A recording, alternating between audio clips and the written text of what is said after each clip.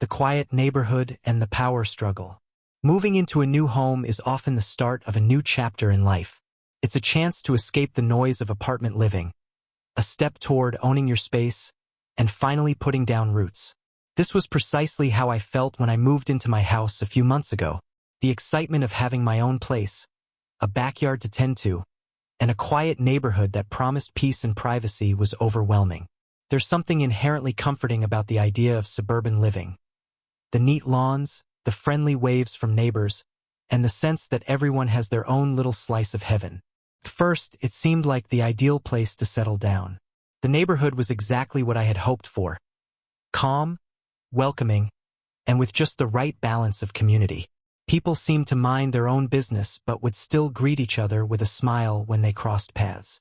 The kind of place where, as long as you kept to your own affairs, there was no reason to worry about anyone else. However, there was one thing I knew going in: homeowners associations, or HOAs, were an inevitable part of living in many neighborhoods, including mine. The paperwork had been signed, and I knew I had little choice but to follow the HOA's rules, whether I liked it or not. For some, this arrangement works well. They like the structure, the rules, the consistency. But for others, the experience is far from ideal. I had heard whispers about the HOA president before I even officially moved in, rumors of her overbearing nature and her obsession with making sure everything followed the letter of the HOA guidelines. Janet was her name, and her reputation preceded her.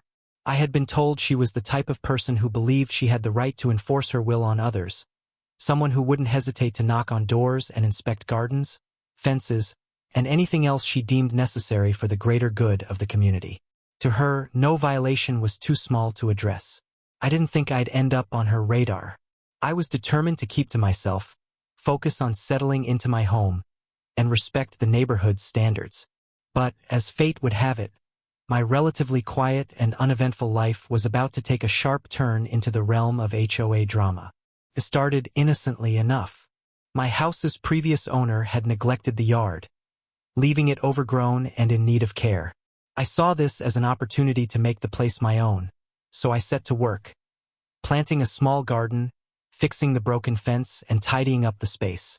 I wasn't trying to make it extravagant, just a little touch-up here and there to transform the place into something that felt more like home. I'd been working on my garden for a few days when I was interrupted by an unexpected knock at the door. Hesitant, I opened it to find Janet standing on my doorstep, clipboard in hand, and a disturbingly cheerful expression on her face. The tension in the air was immediate.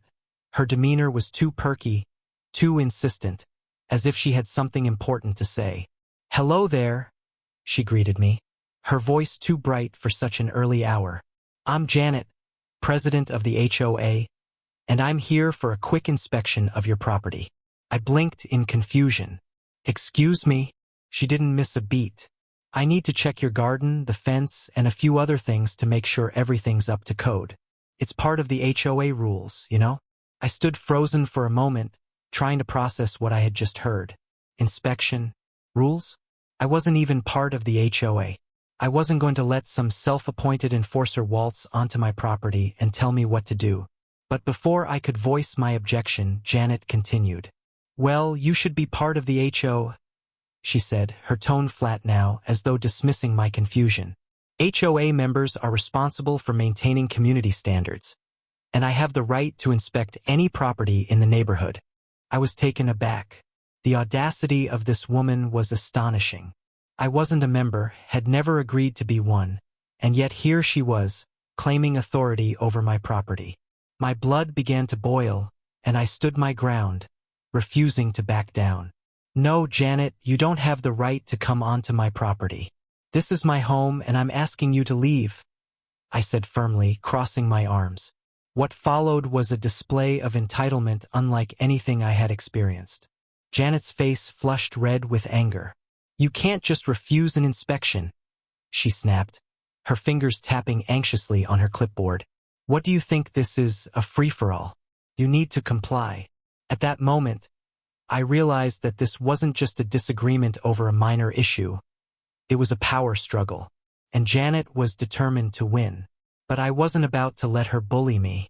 I had the legal right to deny her access to my property, and I wasn't going to let her intimidate me into complying with arbitrary rules just because she thought she could. With a sharp huff, she clicked her pen and declared, "We'll see about that. I'll be back, and you won't be getting away with this." Then, she spun on her heel and stormed off, her high heels clicking loudly on the pavement. I stood there, still processing the encounter, as unease settled into the pit of my stomach. This was only the beginning. Janet wasn't the type to back down easily, and I knew things were about to escalate. What I didn't realize, though, was just how far she was willing to go to get her way, and how far I would have to go to stand up for myself.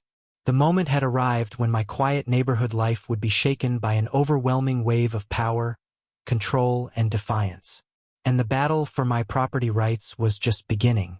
The conflict escalates, navigating power struggles and unexpected tactics. After Janet stormed off, I thought the situation would cool down. I figured that would be the last time she would try to force her way into my life. But I was wrong. It didn't take long for her to make good on her threat. The very next morning, when I went outside to check my mailbox, I found a bright yellow violation notice taped to my front door. The kind of notice that sends an instant wave of frustration through your body, especially when you know you haven't done anything wrong. I could feel my heart race as I pulled the notice off the door, reading it over with disbelief. According to Janet, my garden violated HOA guidelines. The placement of my new fence was incorrect, and some of my plants were apparently too large for the HOA's standards. The notice even listed potential fines for non-compliance. I took a moment to read it again, hoping I had missed something, but no. Everything in the notice was absurd. I wasn't part of the HOA, I hadn't agreed to follow its rules, and yet here she was, trying to control what I did with my own property. With a deep sigh, I took a photo of the notice and forwarded it to my lawyer, Carl. Carl was one of those no-nonsense types who wasn't afraid to stand up to people like Janet. He'd been a close ally when I had to deal with legal matters in the past, and I knew he'd handle the situation the same way. After a few moments of back and forth, Carl reassured me that the HOA had no legal standing over me. Janet was clearly overstepping, trying to scare me into compliance. It was just another petty tactic to make me back down. I took a deep breath and decided to keep going with my plans.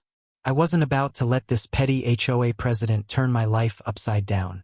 Days passed, and I kept working on my garden, blissfully ignoring the threats from Janet. But then, the situation took a more bizarre turn. I began to notice that Janet was driving past my house more frequently. At first, I thought it was just a coincidence. But then I saw it. One afternoon, while I was out watering my plants, I noticed her car parked across the street, camera in hand, snapping photos of my yard. I stared at her for a moment, trying to make sense of what was happening. She wasn't even trying to be subtle. It was as if she was looking for anything to use against me. I waved at her, hoping to catch her off guard, but she quickly turned her head and sped off like a guilty child. The audacity! She was spying on me now.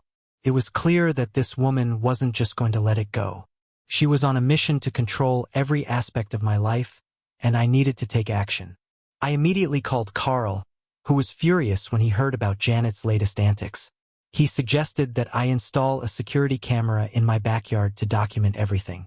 "You have every right to privacy, and she's crossing a line," he told me. So, I ordered a simple security camera system and installed it that very weekend. It wasn't fancy, just a basic setup, but it would help me keep a record if things continued to escalate. But of course, that wasn't the end of it. A few days later, I received another letter from Janet. This time, she was demanding that I attend an HOA meeting to discuss my supposed violations and the state of my property. The letter also threatened legal action if I failed to comply. My blood boiled as I read the words on the page. She wasn't backing down. Janet was going to make this as difficult as possible, and it was clear she wasn't just going to stop until I gave in. I wasn't about to be intimidated. I had already made it clear to her that I wasn't part of the HOA, and I wasn't going to be treated like one. Instead of ignoring her letter, I decided to respond. I wrote a detailed letter back, explaining that I had no legal obligation to attend any HOA meetings, and that I would file a formal complaint if she continued to harass me. I included the documentation of everything, photos of the violation notice, copies of her letters, and the evidence of her taking photos of my yard. When I sent the letter, it was with a sense of satisfaction. Finally, I was standing up for myself. Felt like a small victory, but I knew the fight wasn't over. I had no illusions about the woman I was dealing with. Janet wouldn't just walk away. She was the type to escalate, to push back harder when she didn't get her way. And that's exactly what I expected her to do. The next few days were oddly quiet. There were no surprise visits, no strange cars parked outside my home. I checked my security cameras daily, just in case, but everything seemed calm. I let my guard down, convinced that maybe, just maybe, Janet had realized I wasn't someone she could easily intimidate. But then, one morning, I woke up to find something that made my heart stop. The gate to my backyard, my very own gate, was wide open. I froze. I had locked it the night before, and now it was wide open with the lock cut. My mind raced as I stepped outside to check the area. There were no signs of a break-in. Nothing appeared to be missing. But the sight of that gate wide open and the lock tampered with sent a chill down my spine. Someone had been here, and I knew exactly who it was. I immediately called Carl. He was livid when he heard about the break-in, but he was also practical. "This is exactly what you need to press charges," he said, his voice firm. "You've been documenting everything, and now it's time to take legal action." He advised me to file a police report and to make sure I kept the footage from my security cameras. The police officer who came to investigate was sympathetic. After reviewing the footage from my cameras, it was clear that the gate had been tampered with. There was no direct evidence linking Janet to the incident, but given everything I had already documented, the officer agreed that it was worth pursuing further. He suggested that I speak with the HOA to warn them about the escalating situation. It felt like playing into Janet's hands, but Carl made a good point. If she was involved, the HOA needed to know how far she was willing to go. Later that afternoon, I received another letter. This time it was from Janet herself. She was demanding once again that I attend the next HOA board meeting to address my property violations. The threats were more pointed now, with legal action looming if I didn't comply. Janet was relentless, and I knew I had to prepare for whatever came next. But this time I wasn't just going to show up and let her dictate the terms. I had a plan. I was ready to take my stand. The showdown, standing your ground, and the final battle. The days leading up to the HOA meeting felt like an eternity. With the lock on my backyard gate tampered with and the constant harassment from Janet, I was beyond frustrated. But now it wasn't just about my garden, my fence, or my small plot of land. It was about principle. I wasn't going to let a self-righteous, power-hungry individual bully me into submission. I had to stand my ground, not just for myself, but for anyone else in the neighborhood who might have been too scared to speak up. I spent the days before the meeting carefully preparing my case. I gathered every piece of evidence I had, photos of the violation notices, emails and letters from Janet, and a detailed timeline of every interaction I had with her. I even included the security footage of her taking pictures of my yard from across the street. It was all there. I had it documented. Janet had no idea what was coming her way. The day of the meeting arrived, and I could feel the tension in the air as I walked into the small community center where the HOA board met. The room was filled with a handful of residents, some familiar faces from the neighborhood. But all eyes immediately fell on me when I walked in. Janet was already there, sitting near the front, her posture rigid, as if she knew this was going to be a fight. I could see the smugness on her face, the confidence of someone who thought they were untouchable. But I wasn't intimidated. Not anymore. I had a point to make, and I wasn't going to back down. Janet stood up and began speaking. Her words came out in a rush, a mix of indignation and self-righteousness. She went on and on about how my property was in disarray, how it violated HOA standards, and how I was causing a rift in the neighborhood by ignoring the rules. She painted herself as the victim, someone just trying to keep the neighborhood in line, while I was the rebellious troublemaker. She even suggested that I was making the whole neighborhood look bad. As she droned on, I felt my blood boil, but I didn't let her see it. Instead, I calmly stood up, prepared to address the room. The moment was finally here. "I'm not part of this HOA," I said, my voice steady but firm. I never agreed to follow any of its rules. And the fact that Janet has been harassing me for weeks, violating my privacy, and even trespassing on my property is completely unacceptable. The room fell silent. I could see Janet's face turn red with fury as I continued. I've already contacted my lawyer, and I've been advised to pursue legal action if this behavior continues.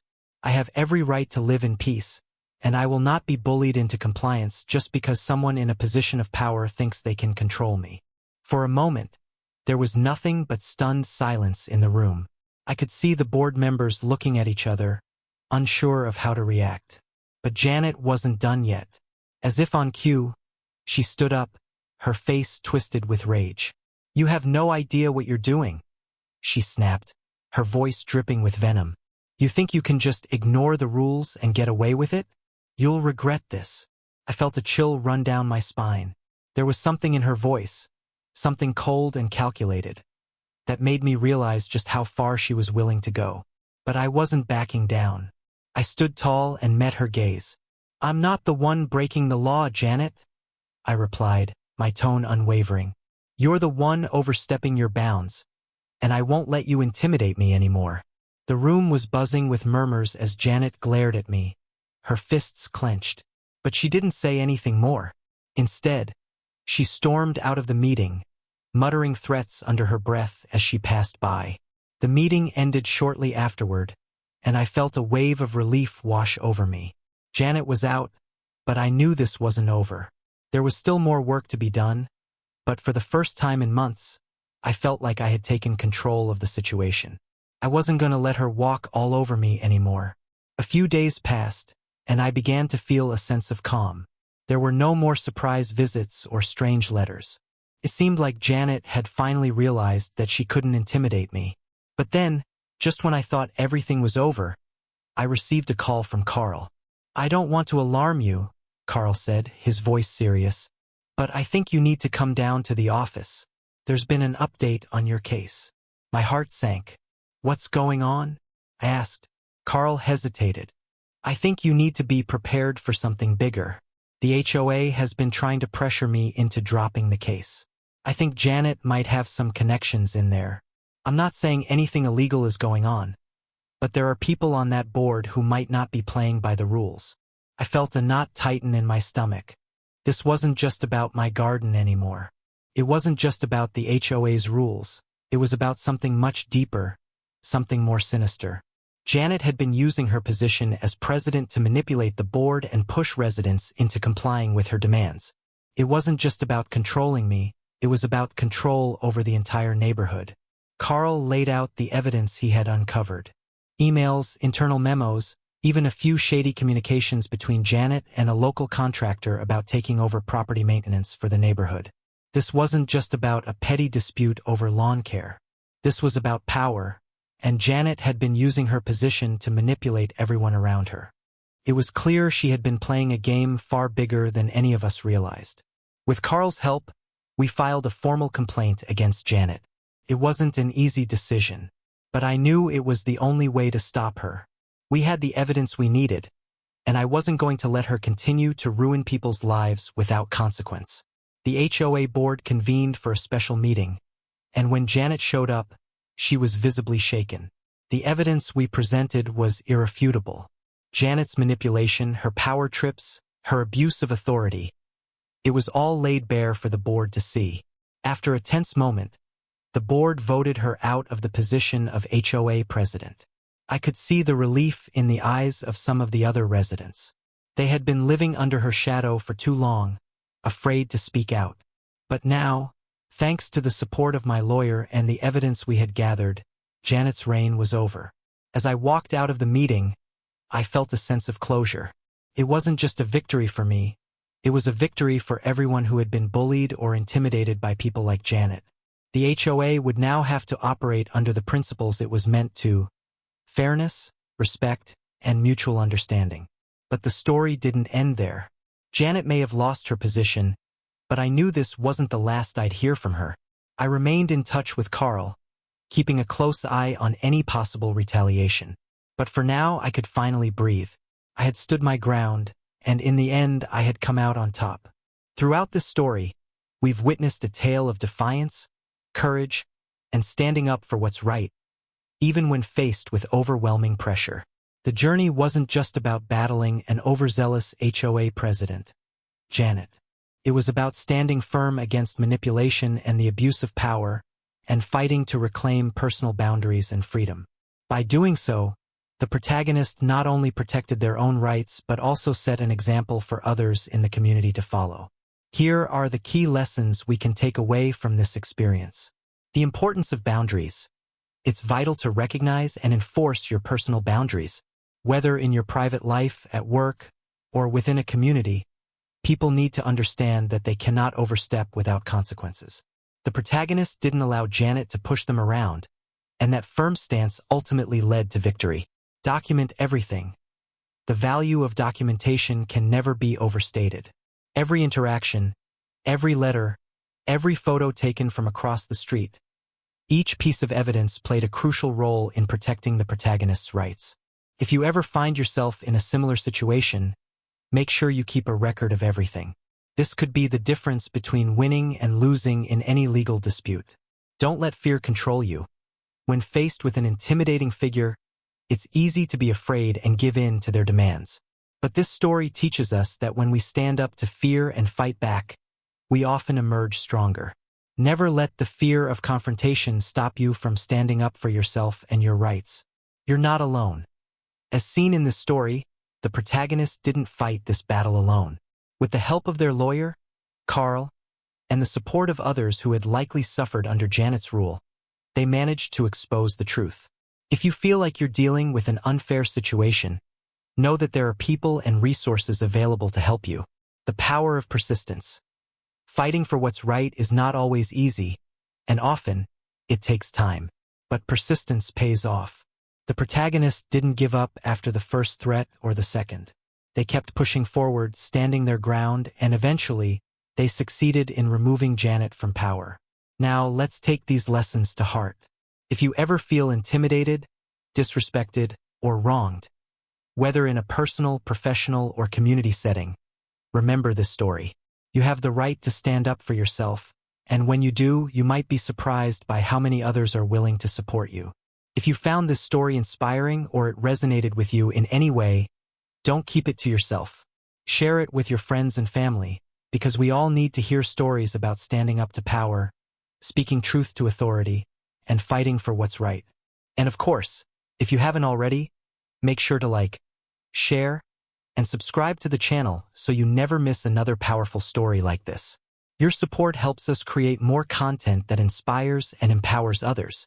Let's continue to build a community of strong, courageous individuals who aren't afraid to take a stand. Thank you for watching, and remember, you have the power to make a difference.